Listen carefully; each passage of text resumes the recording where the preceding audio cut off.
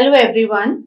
Today we are going to deal with the topic speech sounds in English. As you all know, English has got 26 letters in the alphabet and 44 sounds. And the 44 sounds can be divided into 20 vowel sounds and 24 consonant sounds.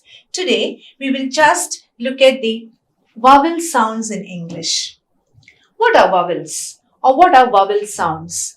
Vowel sounds are those sounds which are produced with the stricture of open approximation. That means the tongue, which is the active articulator, is raised towards the passive articulator, which is the roof of the mouth, so that there is enough gap between them for air to escape freely and continuously without any friction. So there is no friction that is produced when vowel sounds are articulated. The tongue is raised towards the roof of the mouth or the palate, and there is enough gap between the two. There is a particular height to which the tongue can be raised, and that particular height to which the tongue can be raised is called the vowel limit. Beyond that, if the tongue is raised, the sound ceases to be a vowel sound and it becomes a consonant sound. There are 20 vowel sounds in English, and these 20 vowel sounds can be divided into 12 pure vowels and 8 diphthongs. Before that, we'll talk about the classification of vowels. How can you classify vowels? Vowels can be classified based on 3 things. 1, on the position of the lips. The second, the part of the tongue that is raised. And the third, the height to which the tongue can be raised. So, when we define vowels in English, we use a 3-term label based on the position of the lips, based on the part of the tongue that is raised, and the height to which the tongue can be raised. Based on the position of the lips, vowels can be divided into rounded vowels and unrounded vowels. Based on the part of the tongue that is raised, vowels can be divided into front vowels, central vowels, and back vowels. And based on the height to which the tongue can be raised, vowels can be classified as open vowels, half open vowels, half closed vowels, and closed vowels. So this is how we classify vowels. And I talked about division of vowels into pure vowels and diphthongs. Pure vowels are called monophthongs and diphthongs are also called vowel glides. So out of the 20 vowel sounds in English, we have 12 pure vowels and 8 diphthongs. So the 12 pure vowels in English are also called monophthongs. They are called so because the position of the tongue remains unchanged during the articulation or production of these sounds. That means the quality of the monophthongs will not change during its articulation. The tongue remains in one position. It does not move from one position to another. Now, out of the 12 monophthongs that we have, or the 12 pure vowels that we have 4 front vowels, 5 back vowels, and 3 central vowels. And again, out of the 12 pure vowels that we have 5 long vowels and 7 short vowels. So, we will look at the pure vowels or the monophthongs in English. We have vowel E. E as in eat, E as in east, E as in even, seat, belief, people, refugee. It's a long vowel, it's E. It's also a front vowel, right? This is E. E as in bed, village, coffee, minute, city, college, wit. This is also a front vowel. It's also a closed vowel and this is a short vowel, right? So, E and E. A and A. A is a open vowel, it is a back vowel and it is a long vowel. A as in ask, A as in artist, plant, heart, chance, aunt. A as in again, status, banana, police, annoy, machine.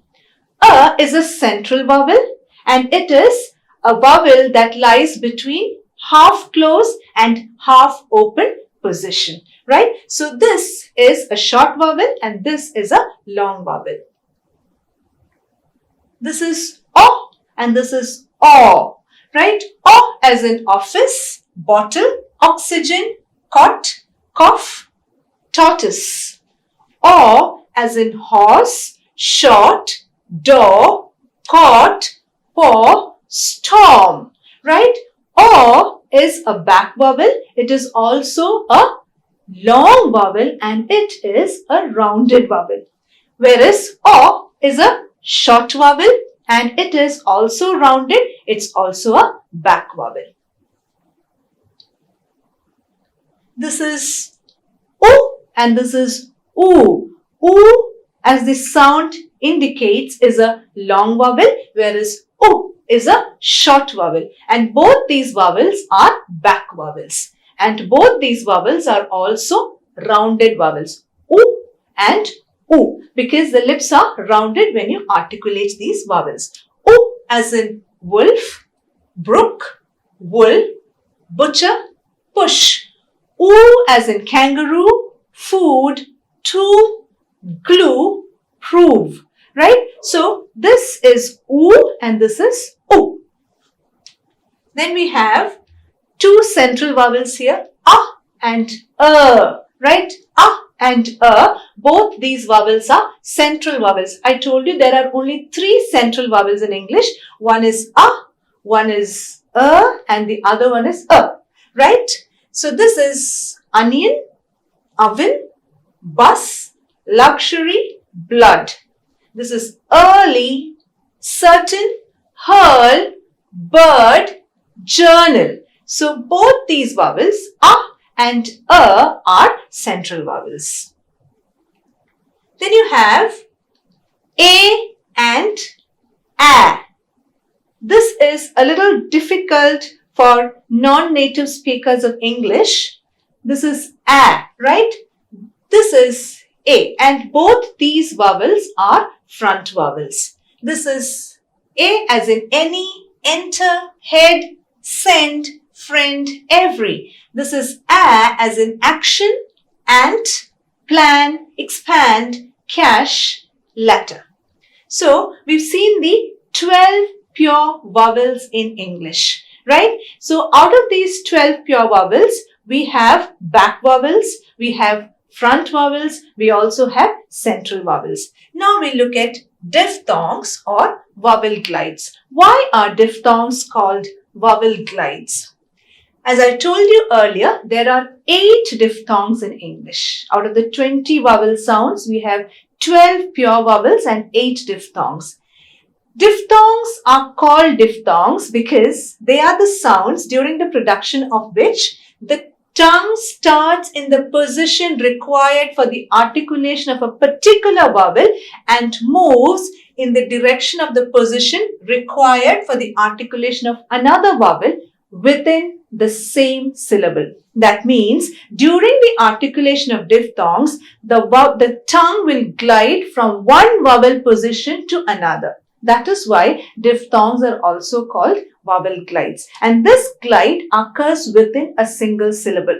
So, you'll have two vowels coming together. They are not actually two monophthongs. They are vowel glides. That is, from one position to another, the tongue will glide. So, it is within a single syllable.